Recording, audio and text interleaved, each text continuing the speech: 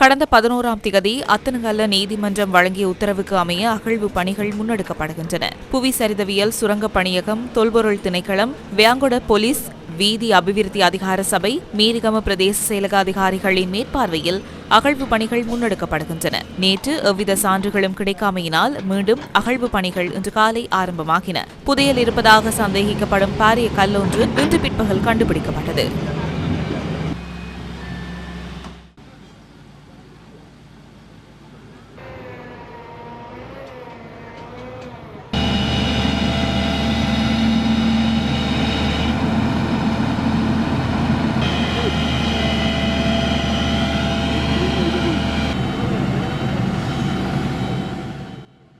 குறித்த கல்லை வெளியே எடுப்பதற்கான இயலுமை இன்று மாலை வரை கிட்டவில்லை.